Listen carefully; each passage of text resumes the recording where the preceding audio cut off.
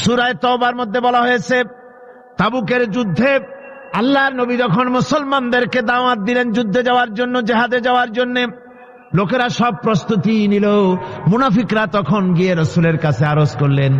মুনাফিকরা বলল, হে আল্লাহর নবী, আমার কোমরে ব্যথা, কেউ বলল আমার মাথায় যন্ত্রণা, কেউ বলল আমার মেয়ের বিবাহ, কেউ বলল আমার ফসল পেকেছে, এই সময় যেতে পারবো না। নানান অজুহাত দিয়ে তারা যাওয়া থেকে বিরত রইল।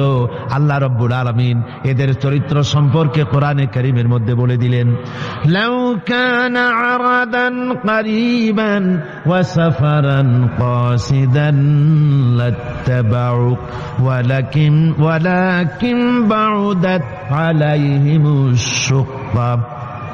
আল্লাহ পাক বলছেন, লাউ কানা আরাদান করিবান ওয়া সাফারান কাসিদান, যদি সফর হতো সহজ, সফরটা যদি, রাস্তাটা যদি সুগম হতো, আর ফায়দাটা যদি সহজলভ্য হতো, লাত্তাবাউক, তাহলে অবশ্যই এই লোকেরা আপনার অনুসরণ করত।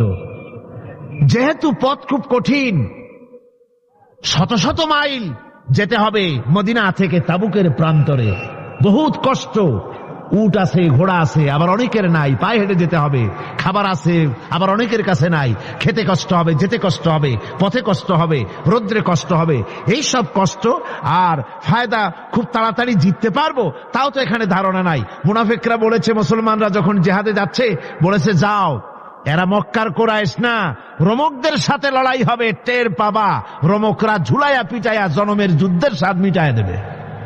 এইভাবে করে মুসলমানদেরকে ভয় দেখিয়েছে, নিজেরাও যায় নাই, ওদেরকেও বাধা দিয়েছে। আল্লাহ বলছেন, ও নবী, যদি রাস্তাটা খুব সুগম হতো, আর যাইয়েই যদি যুদ্ধে জয়লাভ করার মতো ধারণা ওদের থাকতো, গনিমতের মাল অনেক পাবে, এই চিন্তা যদি থাকতো, লাত্তাবাউক, তাহলে অবশ্যই এরা আপনার সাথে যেত। কিন্তু বিষয়টা হচ্ছে, ওয়ালাকিন বাউদাত আলাইহিমুশ শুক্কা, বিষয়টা হচ্ছে এই পথটা বড় কঠিন, মোটেই সুগম নয়, এই জন্য তারা বিরত রয়েছে, আপনার সাথে যায় নাই। আর ফিরে যখন রাসূল এলেন, যখন আল্লাহর নবী জিহাদে বিজয়ী হয়ে যখন ফিরে এলেন মদিনায়, আল্লাহ রাব্বুল আলামিন বলেন, এই মুনাফিকরা সকলের আগে রাসূলের সঙ্গে দেখা করেছে।